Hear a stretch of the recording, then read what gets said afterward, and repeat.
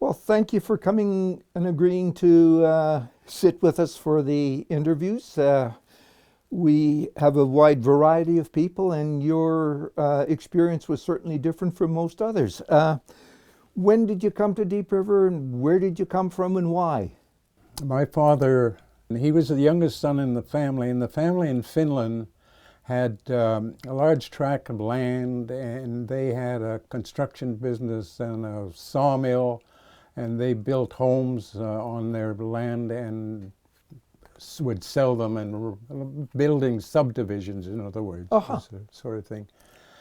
And anyway, after the after the war was over in 18, I guess 1819, the First World War, um, my father, at the time, things were pretty badly devastated, and from after the wars. So what was left went to the eldest son, which was normal. And at that point, my dad had, he'd heard that in Canada the streets were paved with gold. So he was going to go and find some of that. And so that's what he decided to do. So he came to Canada then. He could speak, well, he could speak Finnish and Swedish, but, and also English. So that wasn't a handicap. Good beginning. The good beginning, because he ended up in Quebec and he couldn't speak any French, so that those three languages weren't any help. Well, but there were a lot of Finnish people wherever he went, so Right. there was communication in that way. And so he worked on different contracts because he had that kind of ability from past experience in Finland. And he worked for on the St. Lawrence when they were building the aluminum factory along the South Shore. And then from there he was hired to build I'm not sure what you call these head frames. I guess it's a head frame. In a mining place about 15 miles outside of Kirkland Lake. Oh. Somebody hired him. A new mine was going in there, and he was hired in charge of building the head frame. This is the large frame Right. to drop the miners down. And from there, he had a crew working on that 5 days a week to build it. And Saturdays and Sundays, he'd bought a property in Kirkland Lake. So on the weekends, they would work on a new home that we would eventually move into when he was finished working on the head frame. And at that point, he found the gold he had been looking for, because he got hired at the Lakeshore Mines as a miner. And that turned out to be financially a godsend, because he was in charge of a group of men that normally in a stope, underground stope is a shaft where they go in the face and they drill in the face. They put the dynamite in, and after they leave, they blow that. The muckers, they're the guys that come in with put the track down, and they load the cars and then the timber crew, which is what my father did. He had a crew, timber crew. They would come and put frames along to support to brace it up. And they got paid. They had to do a certain number of feet, and if they did the number of feet that was required, they got $4.40 a day. And this is during the height of the Depression. But they always did more than they needed, so they'd do an additional $4.40. So they were making $8.80 a day. And during the Depression, people were working for a month for that, you know, and so forth on. So it turned out to be a real blessing, financial help. Right. Uh, Dad bought another lot and built another house on that with his background and help, and rented that one out. And then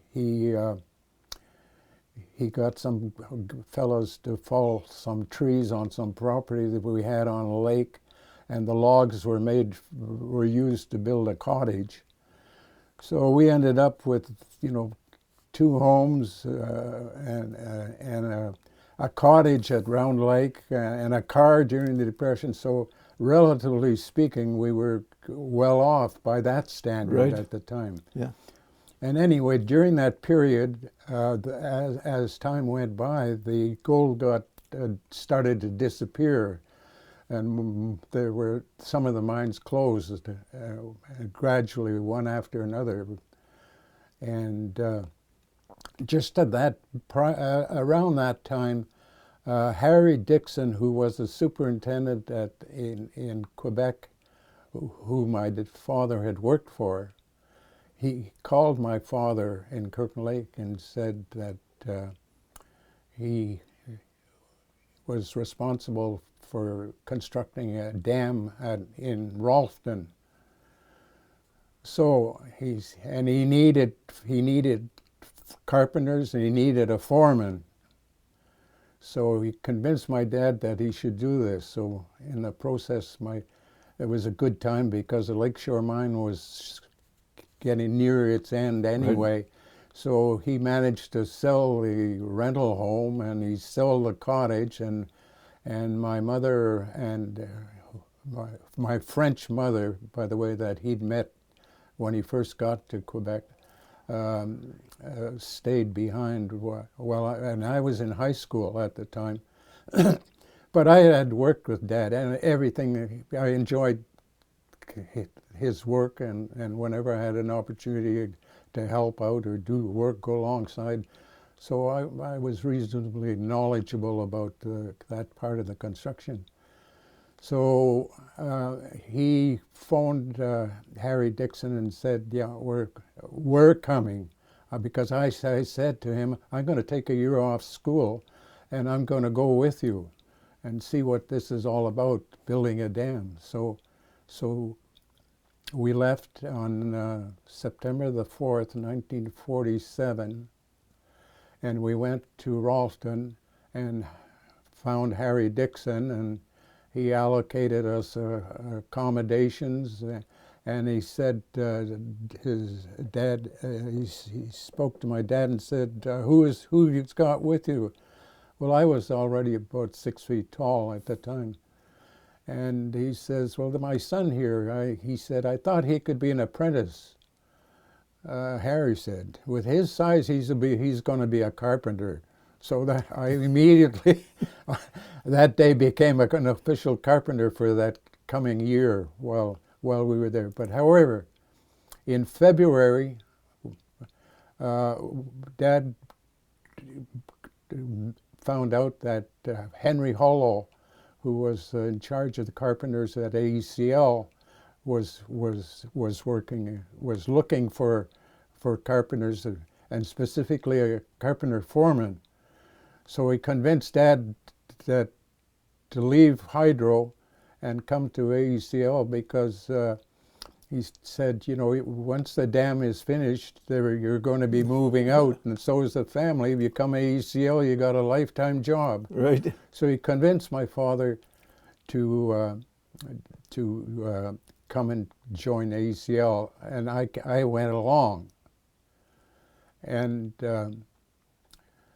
so I hired on the labor gang, and I got called up to the front office about three months later, and they told me that you must have made a mistake on your application, because you put down 18 and you're only 17. Because of security at the time, they used to check up on everything.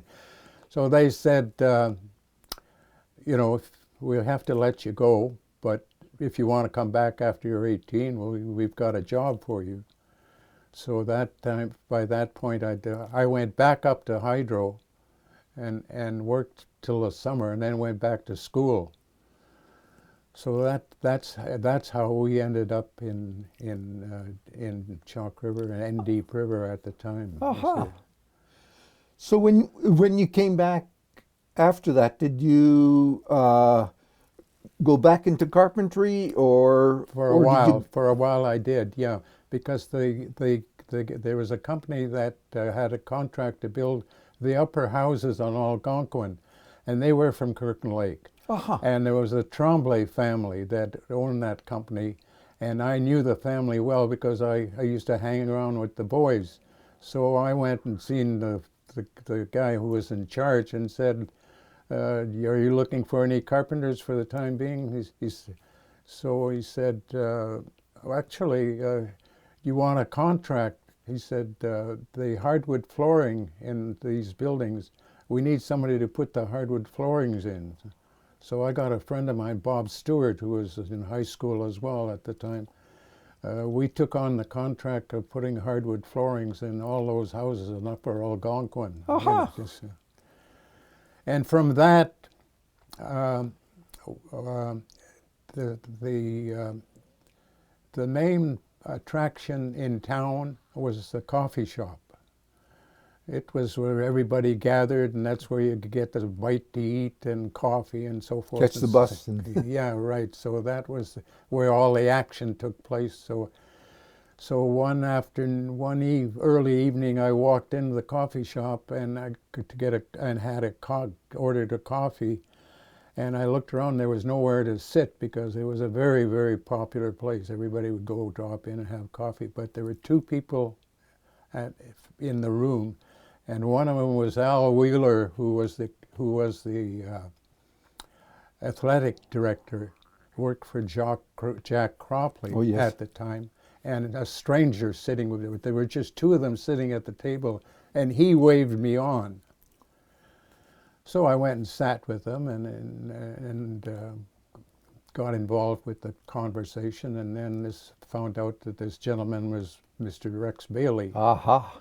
So that's how I eventually met Rex Bailey, and as the time of ours, he was. Loved to talk, and he was very interesting, and I thought fascinating. I'd never met anybody like that. And so at the end of it, he said, so are you going back to school this fall? Well, yeah, I'm thinking of it. But he says, well, I happen to need an apprentice. So what would that involve? So then he explained what it would mean. And how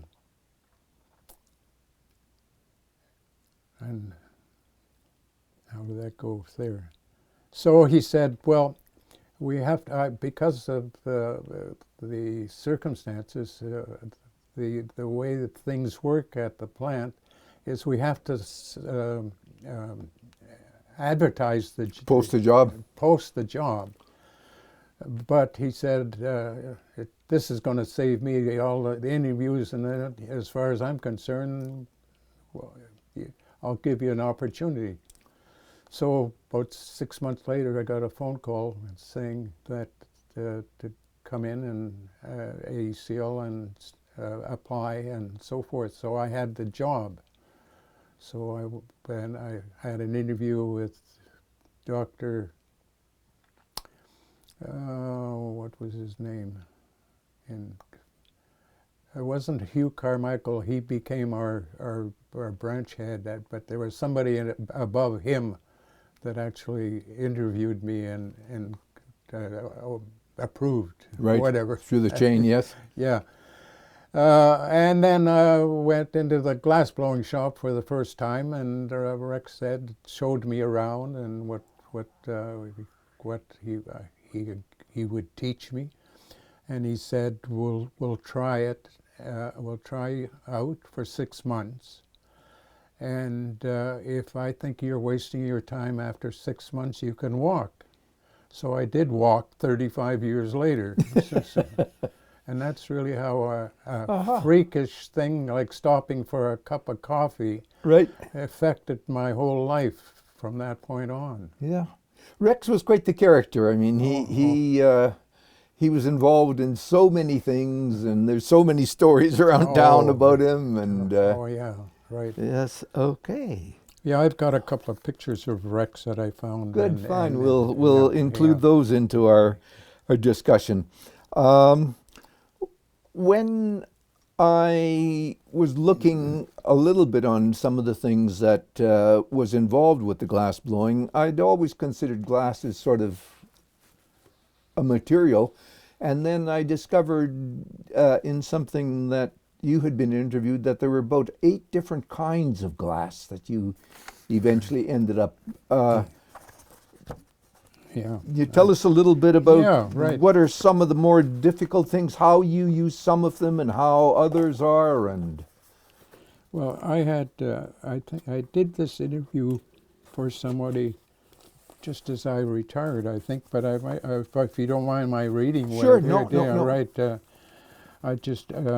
I've jotted a few notes here to highlight the glassblowing department, which will be 40 years old next year. I intend keeping this session informal, and I hope you will help me out by asking questions. Stop me anytime.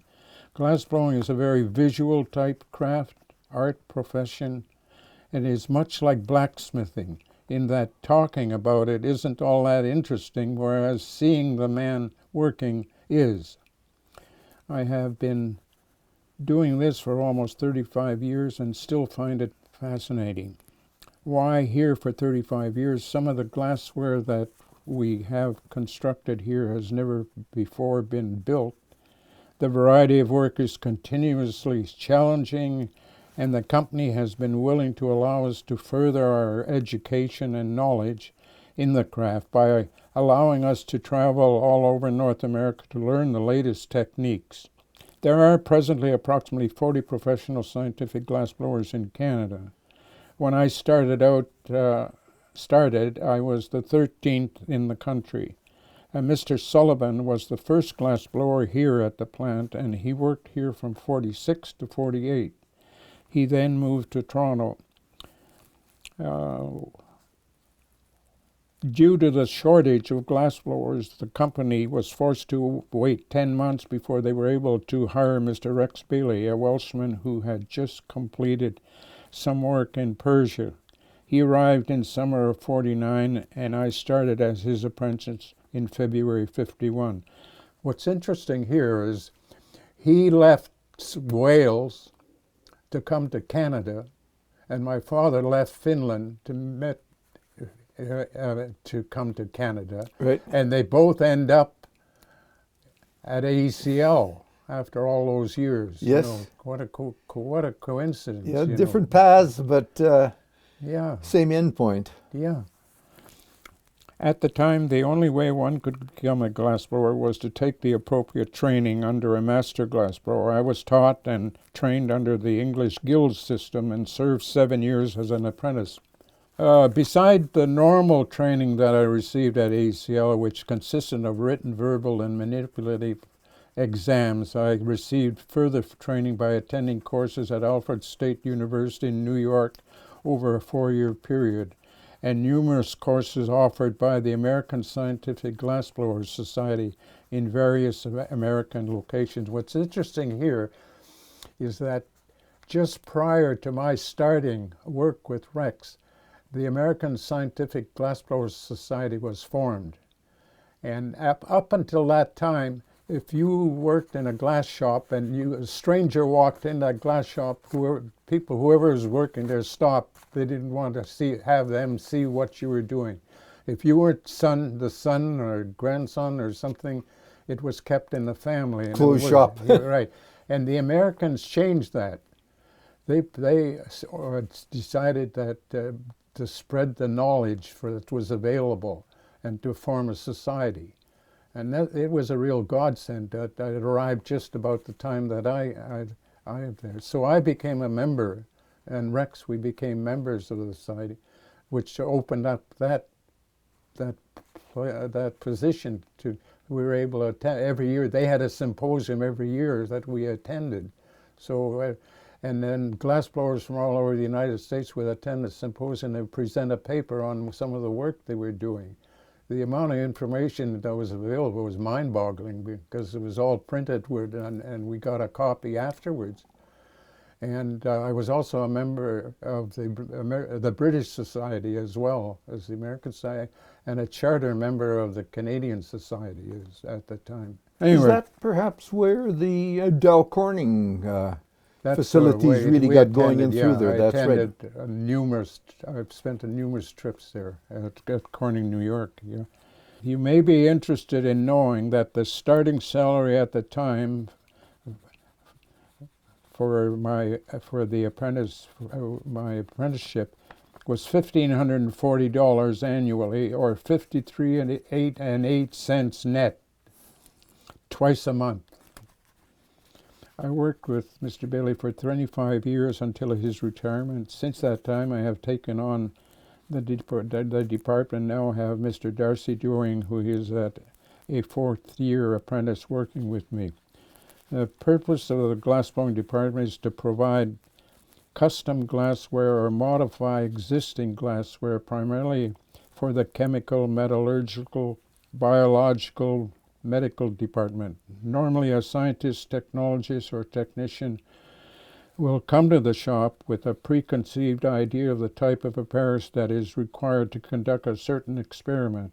Other times they will want our input regarding structural design because of flow rates, pressures, or strain. The apparatus is frequently one of a kind. However, occasionally once the prototype is perfected, quantity and cost of the apparatus determines whether or not it will be farmed out for mass production. We do not normally make large quantities. Tying ourselves to production work would defeat the purpose of the shop. We are presently at liberty to make instant repairs or modifications, and at times can be vitally important. Distance from most major centers meant that from the very beginning we would have to be self-sufficient.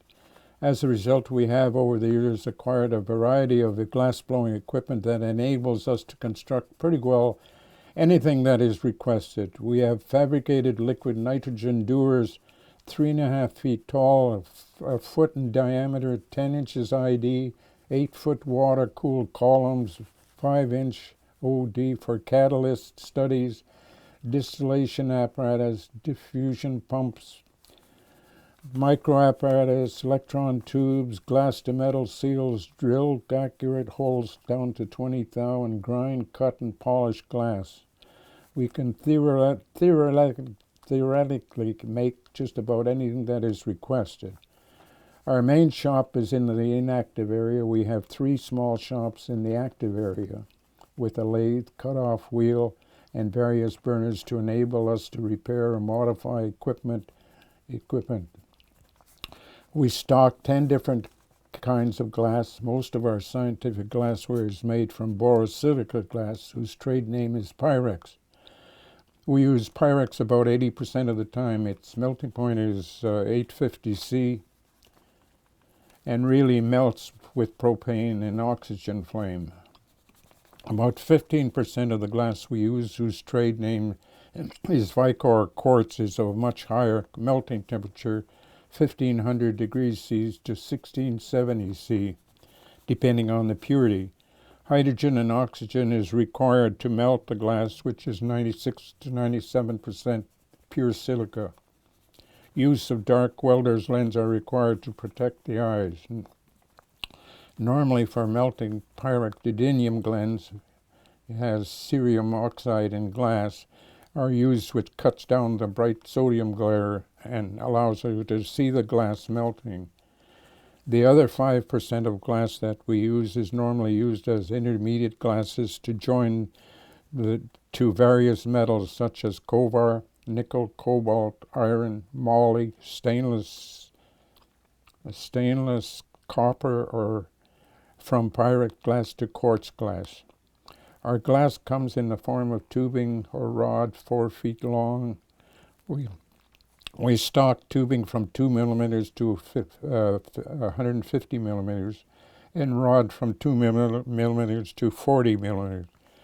We use water-cooled carborundum and diamond cutoff wheels to saw across or down the length of tubing.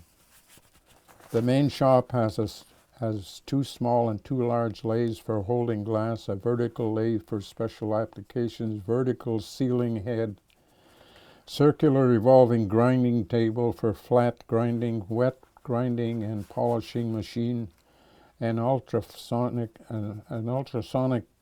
drilling machine. We have several annealing ovens. Once the glass has been worked, a certain amount of stress is inevitable. Heating the glass uniformly with a bushy flame is frequently impractical if you are working on a large piece of apparatus. You can therefore place the piece in the oven apparatus. You can therefore place the piece and gradually warm it up to 550 centigrade and slowly cool it down. This eliminates any stress caused by working the glass. We have over the years given a number of in-house courses to our staff so that they would be able to do small repairs on their own equipment and enable us to use our time more efficiently. We have on occasion given courses to people from Ontario Hydro, Quebec Hydro, Northern Electric, El Dorado Nuclear, and have worked at various sites in Ontario, Quebec, and Manitoba. For the company, we have also provided custom glassware overseas markets. Excellent. Sorry it was so long. No, that's excellent. That gives a review of an awful lot of things there. Yeah, right, yeah.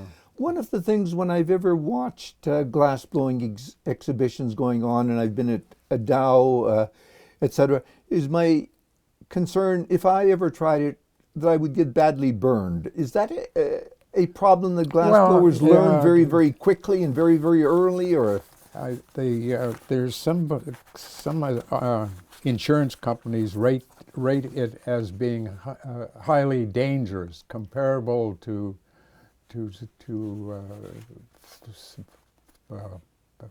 well, I don't know what they would. Logging industry or something. Yeah, some other industry. Yeah, you inevitably burn yourself. Well, you occasionally over. You don't work glass for 35 years and don't burn yourself. Right. That's impossible. And partly because if you're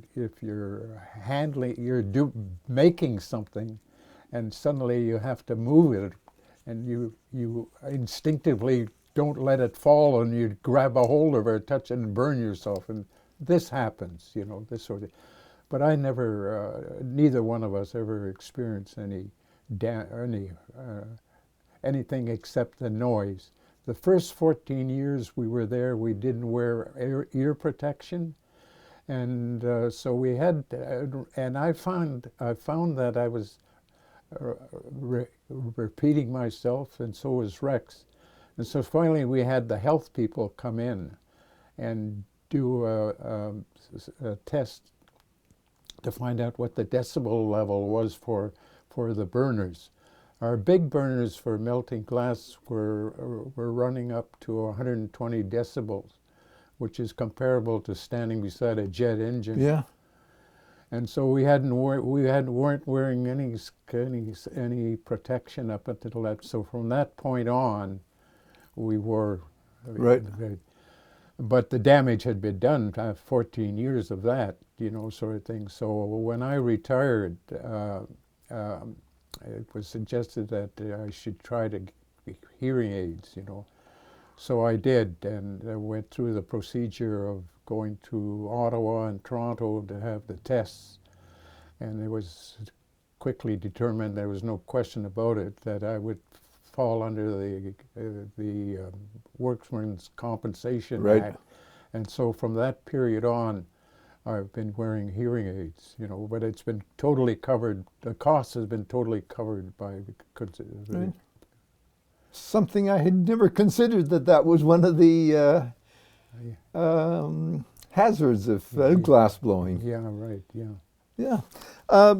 You worked with a lot of different people. How much of an interaction was there with people in other parts of the company, like with Whiteshell and Sheridan? Well, Well, Sheridan Park yeah, probably not much, but Radiochemical Company. yeah, no. There wasn't much interchange that way. Um, I spent a couple of winters winters seasons going to Whiteshell to do their glass blowing before they hired a glass blower, before they were able to hire somebody.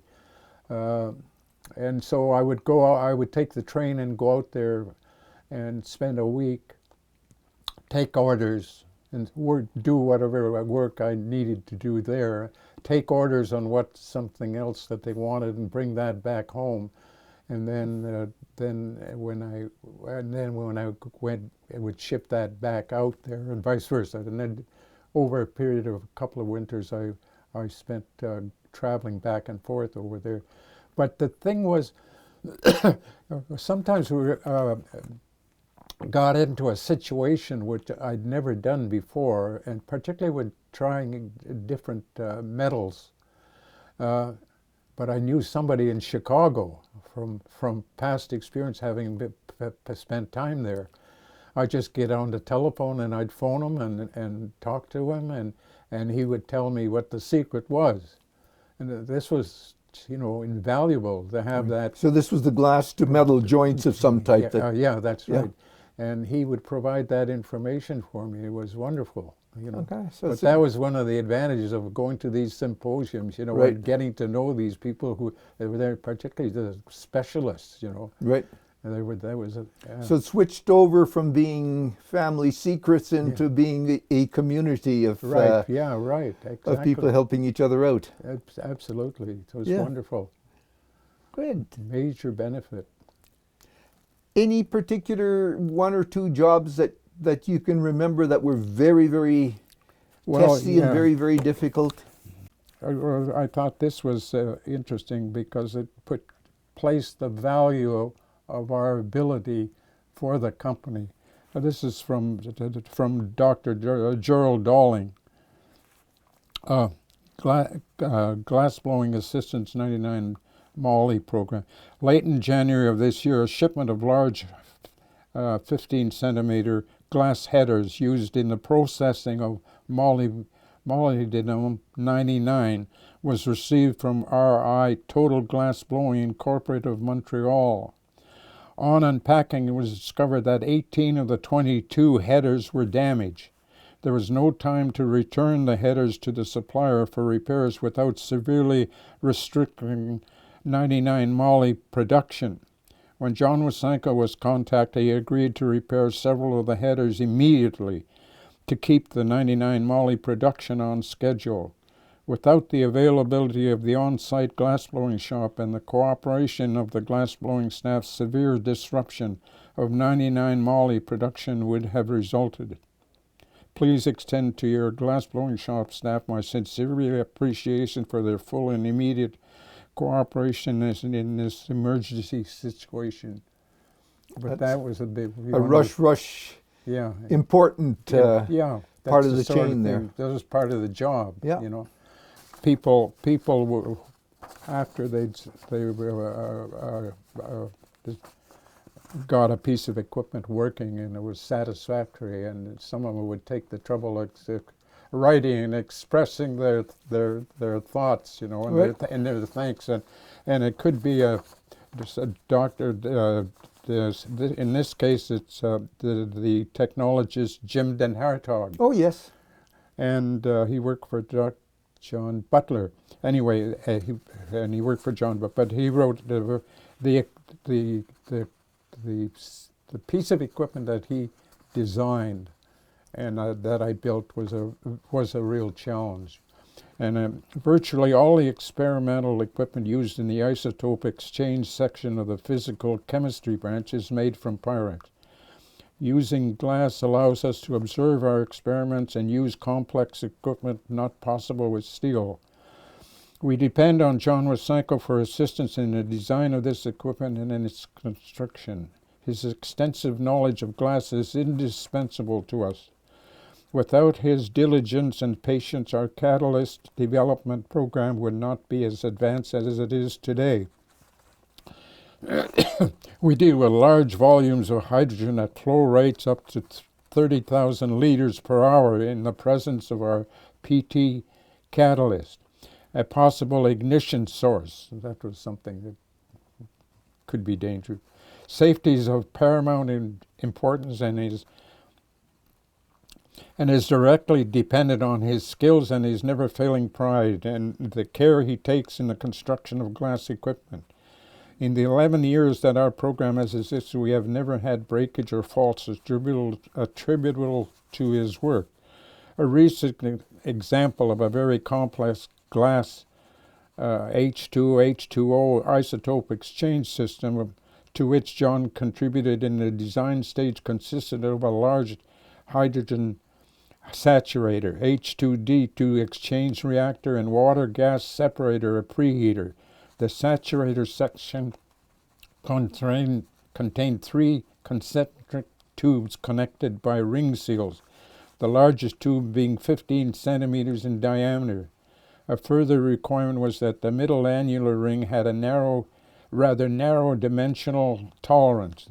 The exchange reactor was a 5-inch diameter jacketed column which had 5 entry ports for taking gas samples to determine the separated exchange rates. This column was much larger than those normally used in the laboratory and was the first to have sample points over its length. Knowledge of these separated rates enabled us to design more efficient catalysts for isotope exchange reaction. John Wesanko's knowledge of glass and his exceptional ability as a glass blower were essential to this project. But it was nice that different people and different did occasionally.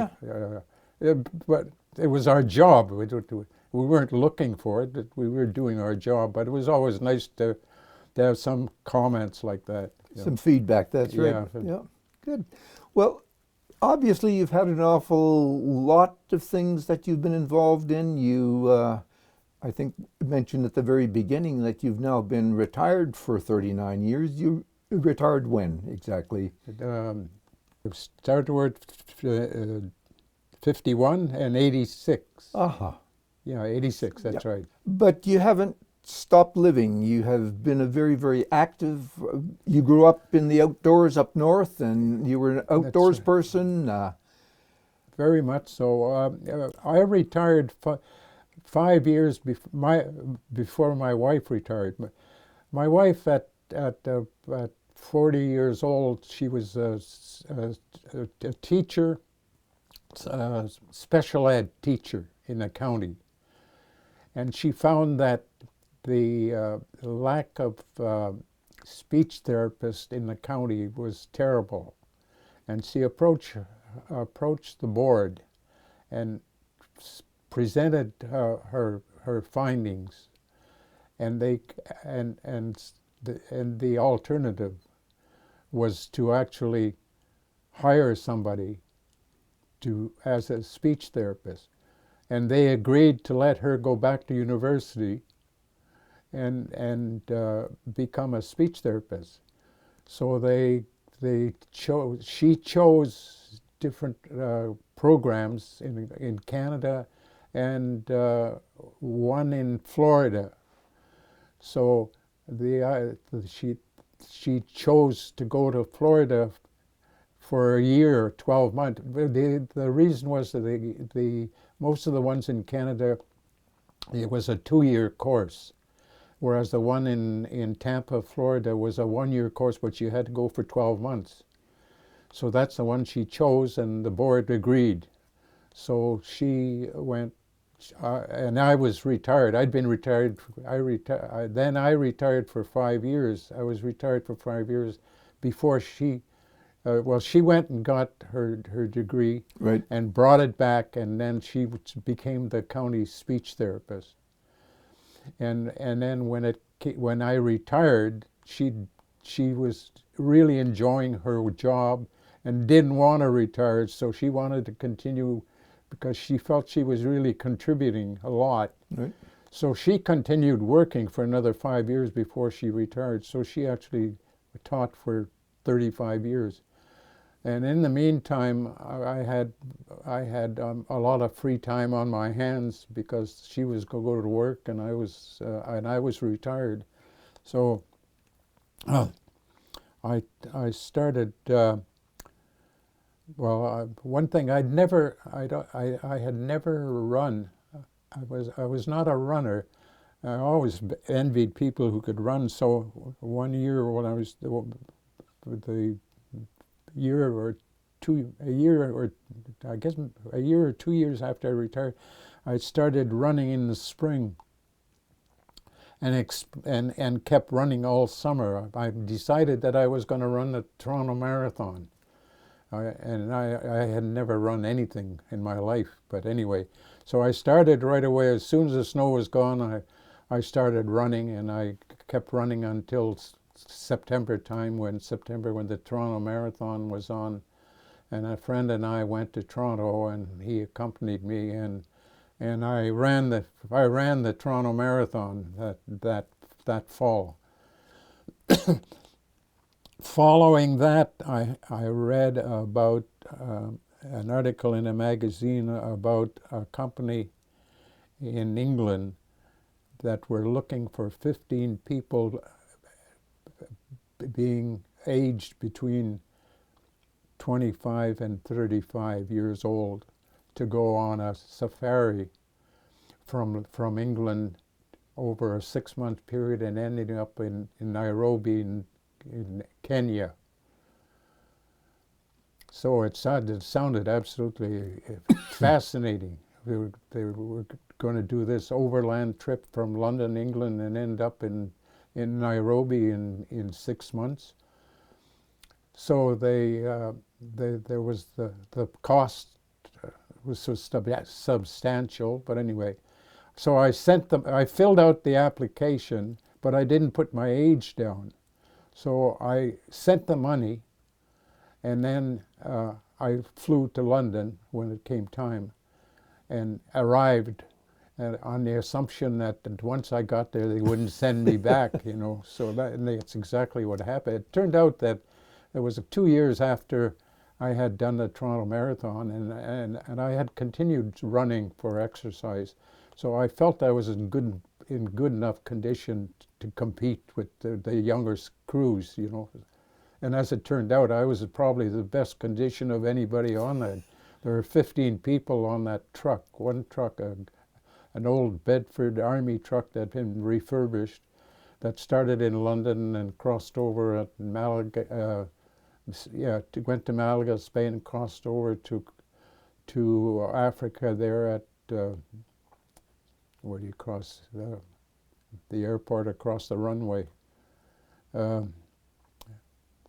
Anyway, that was the beginning of the trip. Anyway, and that was a trip. We went into Morocco and then over to Algeria, across the Sahara to the Ivory Coast, and from the Ivory Coast worked our way across the whole of Central Africa over that period of time, and ended up in Nairobi 6 months later. So it was an absolutely difficult trip at times. We bought our food along the way and fuel. We slept in a pup tent, 1- and 2-man pup tents. And when we were in Nairobi, when we were in Congo, for instance, it was during the rainy season, so we were driving. We would drive the truck in 4-wheel drive, and we would do 75 miles in 16 hours of driving. It was just mucky road. Yeah. Anyway, and starting off that night, you picked a spot in the jungle wherever you were going to stop to set up your tent in the rain, and your pup tent in the rain, and try to keep it dry as possible. But a week later, after doing the same thing for a week in the mud and in the rain, you were putting on what clothes you had from the first night. There was Yes. Anyway, laundromats were few and far between. Yeah, it was at times very demanding, but it was really exciting to see the countryside and to go and see the gorillas in the mist that they did a movie Right. on the gorillas in the mist, and it was surprising that with 15 people in the back of a truck, we each had there was a wood across, and 3 people went in the cab, and the other 12 people, 6 on either side. And what you were sitting on, you lifted up, and everything you owned was worked underneath what you're sitting. I mean, your medicine you had, and Right. whatever clothes and cameras and that sort of thing. But it wasn't very big for 6 months. Right. Everything that you owned was under there, and so. But it was surprising. The only times things got snarky was when things were easy. When it was tough going and stuff like that, amazing, everybody held together, all these young people and that. So it was quite an experience.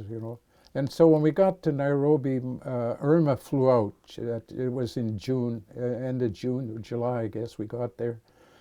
She flew out, and we spent several weeks going inland from Nairobi to see some of the wild game, so she could experience that. And from there we went to the Indian Ocean for Mauritius. Oh, yes. We went to Mauritius for a couple of weeks of rest and the rest R&R type thing, and then back to Canada. So that following that, I felt badly that some of the people that were on the truck continued on to South Africa, Cape Town, and I felt kind of sad to miss out on that part of the trip. So a few years later, they were celebrating Mandela's 10 years out of jail, sort of thing. And so I said to him, we should go down. We should go to Cape Town because they're going to be there's going to be all kinds of celebrations. It's going to be an exciting time for Mandela and so forth. And so we rented our place to some friends, the one we had in Florida, and we flew to Nairobi, to Cape Town, and we spent the winter in Cape Town that year.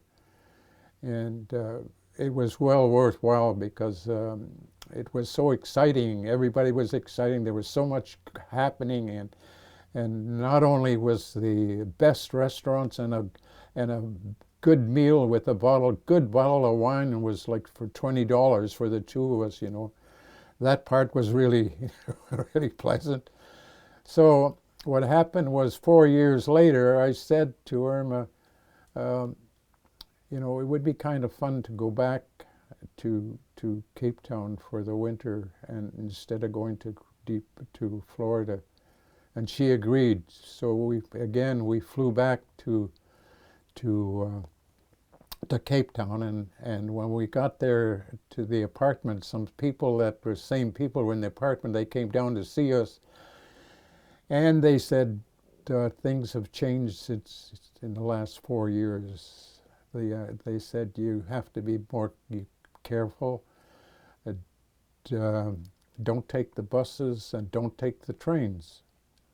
So we found that interesting. So after we were there a couple of weeks, I wanted to go to the university outside of Cape Town, and so we went to the train station and booked a ride to the university on the train. And but the gentleman at the station gave us tickets, and he had us coming back later on that afternoon. And Irma said, "Is there nothing later?" And he said, For you, that's the train for you to come in, Right. not later. So we did. We followed that.